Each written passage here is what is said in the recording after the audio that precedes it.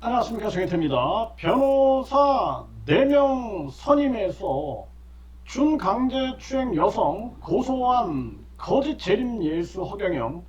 여성은 공황 발작을 호소하고 있습니다. 이 공황 장애를 호소하고 있는 거죠. 이런 자가 자칭 하나님이라 하는가, 기가 막힌 일이 아닐 수가 없습니다. 이 공황 장애가 굉장히 무서운 겁니다. 이 공황 장애. 그래서 이 개그맨 이경규, 개그맨 이경규 씨도 공황장애가 있다 하면서 뭐 요즘에 그 뭐 약물 운전 논란이 이렇게 있는데요.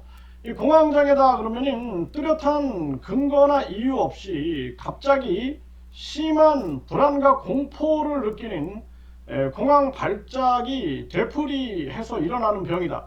그러니까 공황 발작이 일어나면 심장이 빨리 뛰고 호흡이 가빠지는 등의 증상을 보이며 곧 죽을 것 같은 두려움을 느끼게 돼. 곧 죽을 것 같은 두려움을 느끼게 된다는 것입니다. 그래서 이제 이 여성분 같은 경우에는 검찰에도 심지어는 이 남편분이 밖에 나갈 때 문을 잠그고 나간다라는 거예요. 너무 이제 걱정이 되니까 밖에서 문을 잠그고 나간다라는 겁니다.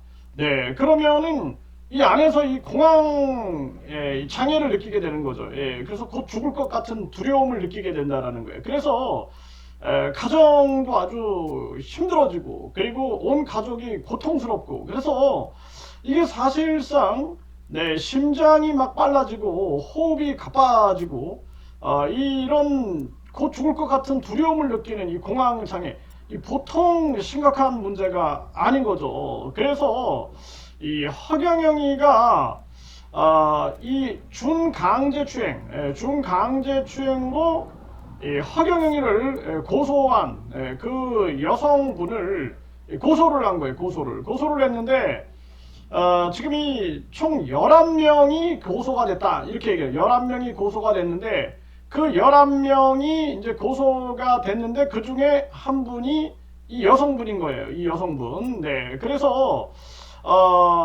2023년 10월 19일 14시 30분경에 허경영 하늘궁 안내 접수처 앞 도로에서 여기에서 이제 위험한 물건을 지참하고 와서 고소인에게 이를 보여주면서 내가 이 조폭과 잘 아는 사이다. 지금 피고소인 땡땡땡이 주도하여 준비하고 있는 이 고소인, 그러니까 이제 허경영에 대한 하늘궁 단체 고소를 준비하고 있다. 그러면서 이 땡땡땡 문제를 해결하려면 우리에게 현금 1천억 원을 지급해라. 네, 그러면서 허경영이 이 여성분의 땅을 어떤 기업에다가 팔아서 1조 원을 받았다는 풍문이 있는데 이 정도는 지급해야 하는 것 아니냐. 대구의 동생이 유명한 조폭 두목이다 하면서 위험한 물건을 꺼내어서 마치 이 허경영에게 쏠 것처럼 휘두르고 이를 말리는 허경영의 경비원의 머리에 이를 겨누어 죽여버린다고 위협하는 등의 허경영을 위협하여 재물을 요구하였으나 허경영이 이를 응하지 않아서 그 뜻을 이루지 못하였다.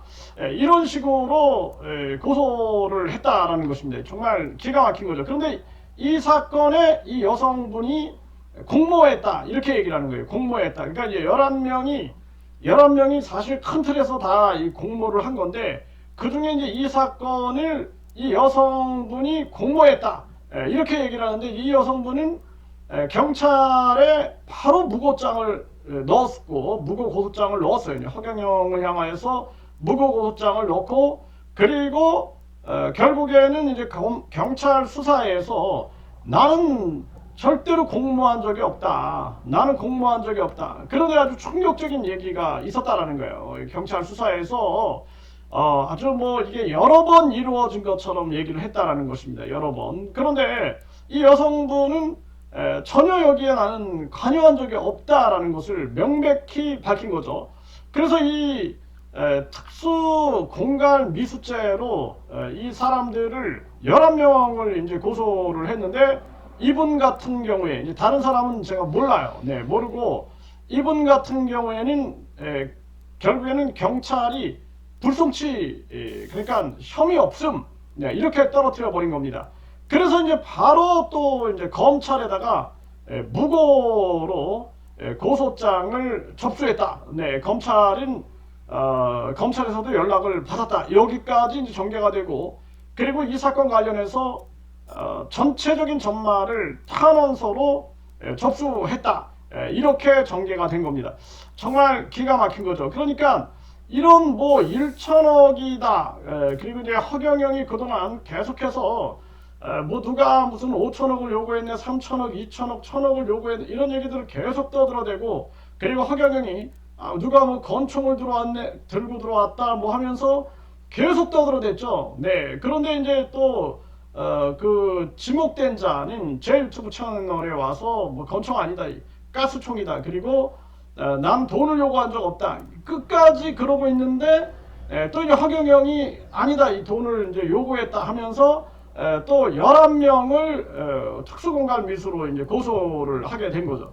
그런데 이제 이 여성분은 다행히 혐의 없음이 떨어진 거죠. 그리고 바로 검찰에다가, 경찰이 아니라 검찰에다가 고소장을 접수했다. 그러니까 이게 얼마나 힘들겠어요. 네, 가뜩이나 지금 이 허경영 중강제 추행으로 허경영을 고소하고, 그리고 기자회견을 통해서 또 계속된 그 방송 출연을 통해서 이 허경영의 거짓과 악행을 알려왔는데, 그래서 이제 불안불안하니 심지어는 남편분께서 밖에 나가실 때 밖에서 문을 잠그고 나가는 그 아주 위태로운 그런 상황에서 또 고소장을 받게 되니까 여기에 아주 그냥 이 공황장애 발작이 온다라는 거죠. 이게 얼마나 큰 고통입니까? 거기에다가 변호사 4명을 선임했다. 변호사 1명만 선임해도 가슴이 떨어져 나가는데 4명을 선임했다는 거예요. 4명을. 정말 기가 막힌 거죠. 그래서 내가 사이비 종교 문제는 정부가 공익 변호사를 지원해야 한다.